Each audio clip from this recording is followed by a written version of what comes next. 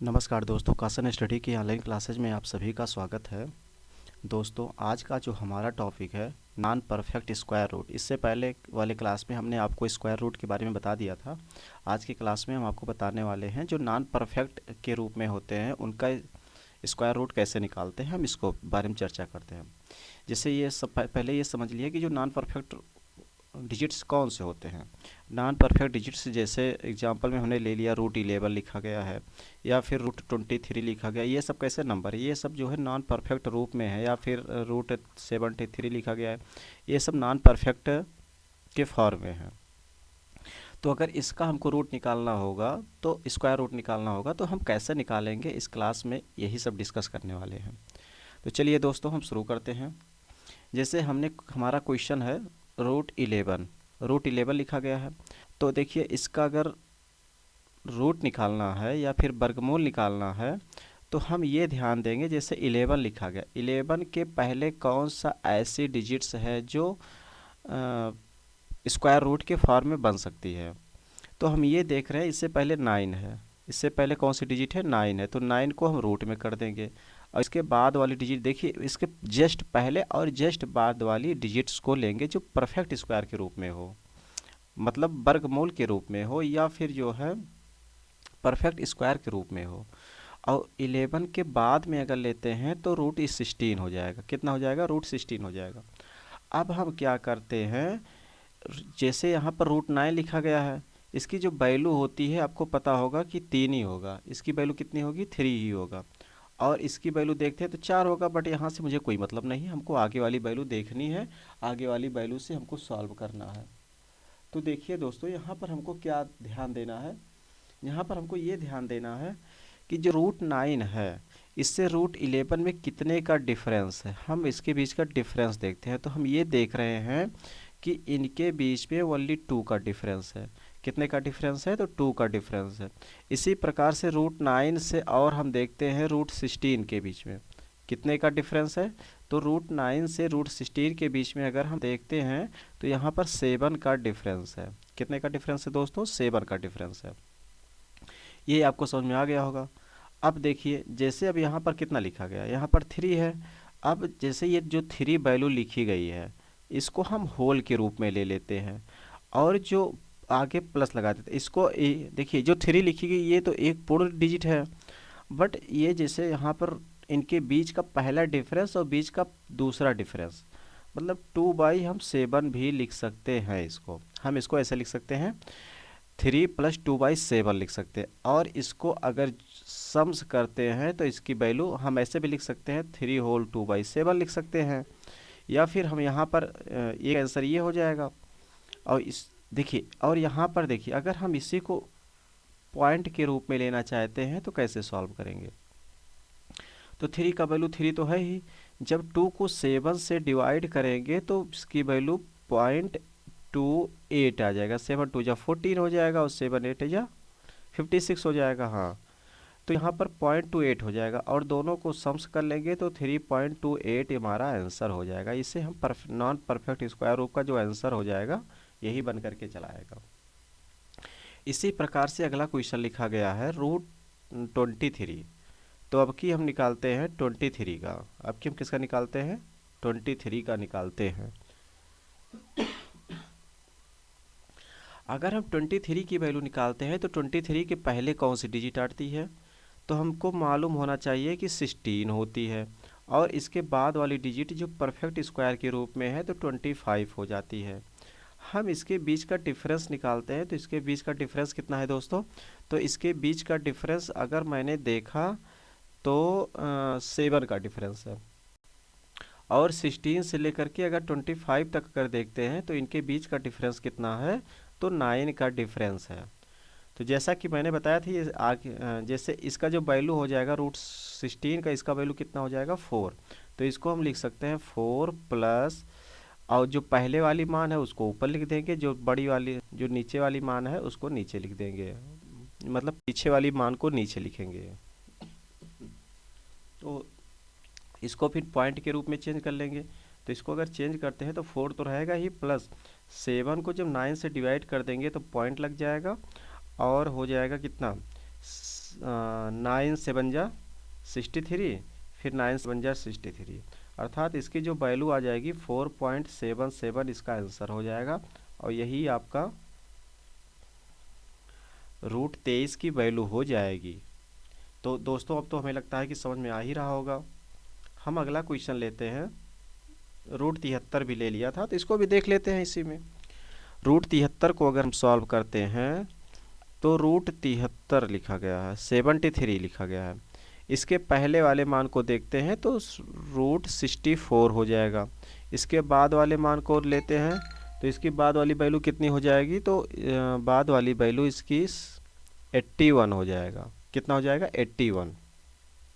अब 64 से ले करके 73 के बीच में अगर देखते हैं तो 9 का डिफरेंस है, और 64 से लेकर के अगर 81 तक देखते हैं तो इनके बीच में 17 का डिफरेंस है। फिर इसको उसी तरह सॉल्व कर लेंगे, और इसकी जो वैल्यू होती है इसकी वैल्यू 8 होती है, तो यहाँ पर 8 तो आगे रहेगा ही, 8 आगे रहेगा ही, प्लस का साइन लगा देंगे, 2/17 कर देंगे। इसको सॉल्व कर लेंगे तो 2 नहीं है, सॉरी दोस्तों, यहाँ पर 9 लिखा गया है। कितना है यहाँ पर, 9 है, क्योंकि यहाँ पर देखिए यहाँ पर 9 लिखा गया। ये 16 से जो 73 के बीच का डिफरेंस 9 है, तो आगे वाला जो डिफरेंस है वो ऊपर रहेगा, पीछे वाला डिफरेंस नीचे रहेगा। तो यहाँ पर हो जाएगा 8 + 9/7, तो 9/17। अब 9/17 को अगर सॉल्व करते हैं 9/17 को अगर हम सॉल्व करते हैं तो इसकी वैल्यू कितनी हो जाएगी, तो दोस्तों इसको हम सॉल्व करते हैं तो 17 हो जाएगा 5 जा, और 17 2 जा, पॉइंट लगा करके ये हो जाएगा, अर्थात 8.52 इसका आंसर हो जाएगा। इसका आंसर कितना हो जाएगा, 8.52 इसका आंसर हो जाएगा। दोस्तों शायद आपको लोगों को अच्छे से समझ में आ गया होगा। एक आध क्वेश्चन 2 क्वेश्चन और समझा देते हैं, थोड़े बड़े वैल्यू ले लेते हैं, ये तो अभी छोटे छोटे वैल्यू थे। तो इसी प्रकार से अगर हम मान लीजिए एक वैल्यू ले लिया √119, हमने एक वैल्यू इसको ले लिया √119।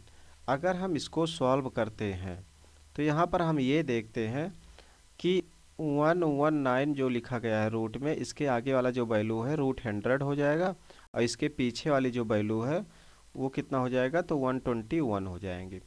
इसके बीच का डिफरेंस, आगे वाले का डिफरेंस 19 है, और पीछे वाले का डिफरेंस हम देखते हैं तो 21 का है। इसकी वैल्यू कितनी हो जाएगी, 10। इसको लिख सकते हैं 10 + 19/21। इसको हम आगे सॉल्व कर लेते हैं तो 10 का 10 तो रहेगा ही, 19/21 है, इसको अगर डिवाइड करते हैं तो 21 9 जा 21 0 21 0 इतना हो जाएगा। यहाँ आगे पॉइंट तो लगेगा ही, बराबर कितना हो गया, 10.904। ये यहाँ पर आंसर हो जाएगा। देखिए इस जो ये वैल्यू 19/21 लिखा गया, इसको मैंने दशमलव में चेंज कर दिया हूँ, तो इसको जब दशमलव में चेंज करते हैं तो इसकी वैल्यू इतनी आ जाती है, ये इसकी आपकी वैल्यू हो जाएगी। तो इसको दोनों को सम्स कर लिया तो इतना हो गया। तो यहाँ तक तो समझ में आ ही गया होगा। अगला क्वेश्चन, अभी तक तो आपने ये देखा कि पॉइंट के रूप में नहीं थे, बट अगर पॉइंट के रूप में कोई भी वैल्यू दे दिया जाए तो उसको कैसे सॉल्व करते हैं। पेपर में तो ऐसे क्वेश्चन तो पूछे नहीं जाते, एग्जाम में तो ऐसे क्वेश्चन पूछे जाते हैं। 0.5, अब क्या करेंगे, तो ऐसे क्वेश्चन को सॉल्व करने के लिए इसको हम ऐसे कर सकते हैं, जैसे 0.5 तो लिखा ही गया था, हमने पॉइंट का साइन हटा दिया तो वहाँ पर एक 0 बढ़ गया। तो यहाँ से क्या हुआ, पॉइंट की साइन जो ये थी, ये पॉइंट की साइन यहाँ से हट गई, यहाँ पर टोटल हो गया कितना, 5 हो गया। अब देखिए, अब नीचे तो कितना लिखा गया है, और ये जो रूट है, रूट हम अब थोड़ा सा और बड़ा लगाएंगे। अब रूट कैसा लगाएंगे, थोड़ा सा और बड़ा कर देंगे, क्योंकि अब नीचे तक ये रूट में चला गया। अब देखिए यहाँ पर नीचे 10 लिखा गया, 10 का तो रूट निकल नहीं सकता, 10 के स्थान पर अगर 100 हो जाता है तो 10 यहाँ से बाहर निकल जाएगा, तो एक 0 हमने नीचे बढ़ा दिया तो एक 0 ऊपर भी बढ़ जाएगा। तो हम नीचे वाली जो वैल्यू है इसको बाहर कर लेंगे, इसको बाहर कर देंगे तो 1/10 हो गया, और ऊपर वाली वैल्यू की कितनी हो गई, 50 हो गया। अब तो फिर वही से, अब देखिए अब यहाँ पर 50 का सबसे पहले निकालेंगे, अब 1/10 को अभी यहीं पर रहने देंगे।